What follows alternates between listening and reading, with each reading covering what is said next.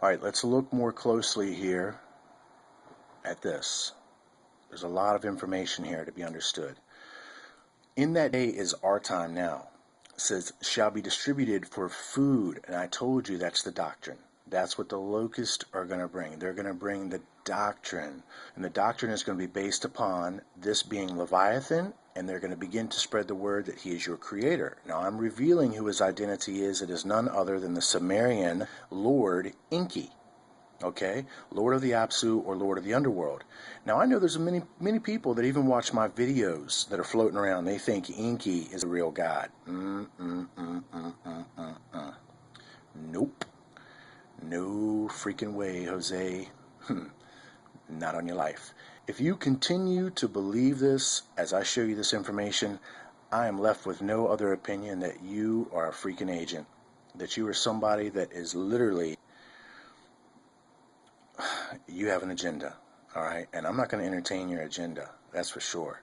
What I'm going to do is I'm going to continue to show you the proof, and I'm going to continue to show you the evidence that is going to support what I've been saying for well over a year now.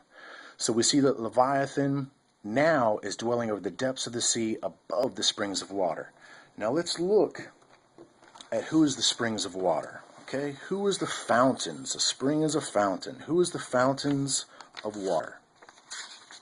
Now this is going to be the beginning of the book of Enoch in the introduction, and it quotes from the Hebrew Bible. And it has a lot of relative scriptures that are going to be for us to look at here. And I'd like to go ahead and show you what we've got here. John chapter 4, verse 14. But whosoever drinketh of the water that I shall give him shall never thirst, but the water that I shall give him shall be in him a well of water, springing up into everlasting life. I will give unto him that athirst of the fountain of water of life freely. Okay? Now you have to understand that his word is considered the living waters, and there are many other scriptures that will support that. Now I just gave you a few right now so that we could see what's going on. Now we understand this. Now we see that in Revelation,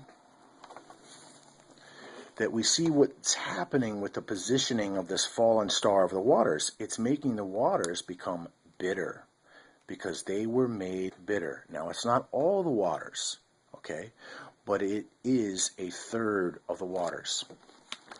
Now there is still unpolluted water out there.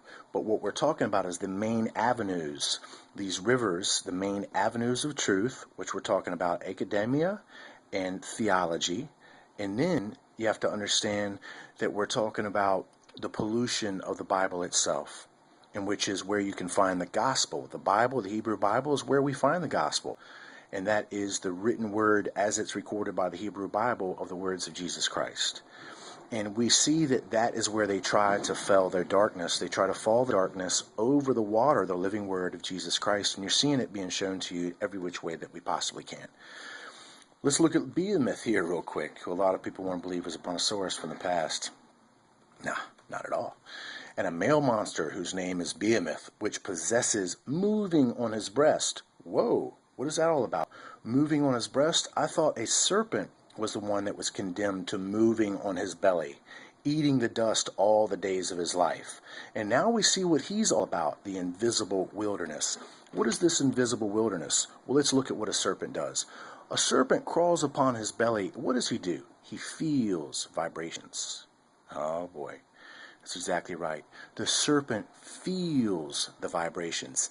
And the vibrations is how the serpent knows that he is close to his prey. He feels the panic. He feels the fear through the ground. So when we see that he is about this invisible wilderness, it's this unseen world of the material vibrational resonance of reality. Think I'm kidding? I'm not. I'm not at all.